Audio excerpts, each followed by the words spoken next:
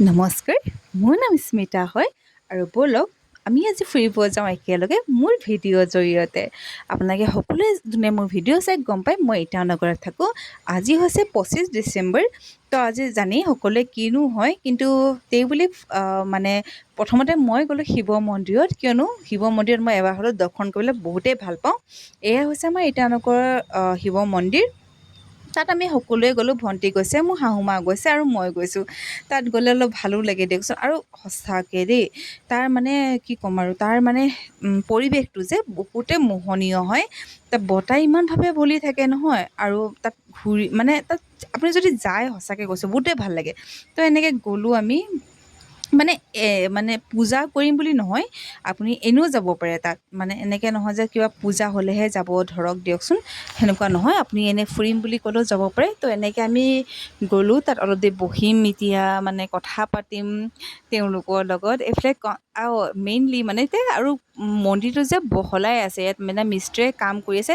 দাদাহঁতে মোক চিনিয়ে পাই দিয়কচোন। মই তেওঁলোকৰ লগত কথা পাতিছোঁ আৰু কিমান বাকী আছে কি নাই, সেনেকৈ তেওঁলোকৰ কথা পাতি চাৰিওফালে এপাক ঘূৰিলোঁ। ঘূৰাৰ পিছত বাহিৰতে এইটো কিনো দেখাম, পাহাৰটো আছেই অবভিয়াছলি, কিন্তু নদীবিলাক যে মানুহে পূৰা খতমেই কৰি দিছে অলম'ষ্ট। মানে ইয়াত কি কালচাৰ এনেকৈ মানে বস্তু মানে ব্যয় বস্তু কয় ন, সেইবিলাক ফেকি থাকে। তাৰপিছত আমি এটা ৰিলচ বনালোঁ, কিন্তু বাহিৰত মন্দিৰৰ বাহিৰত বনাইছোঁ। এইটো সম্পূৰ্ণ মন্দিৰৰ বাহিৰৰ এটা হেৰি হয়, দৃশ্য হয়।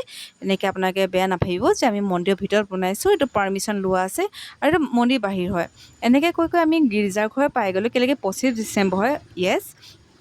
তো সেইটো কাৰণে তাতো আমি এপাক সোমাম, ভাবিলোঁ ধৰ্মনো কি, ভগৱান দুজনতো একেটাই হয়। এনেকৈ আমি সোমাই কিনে ফটো ক্লিক কৰিলোঁ, মই কৰিছোঁ, তাৰপিছত ভণ্টিয়ে কৰিছে আৰু মোৰ শাহুমাই আছিলে, তেখেত ক'ত গ'ল নাজানো, বিচাৰি নাই পোৱা ফটোত।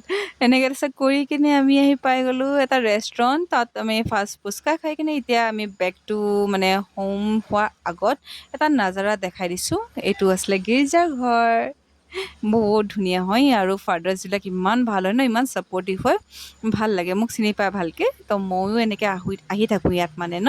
তো এনেকৈ আহি ঘৰত সোমালোঁ, তাৰপিছত এনেকৈ আৰু পাগলামি কৰি কিনে আজি আমাৰ দিনটো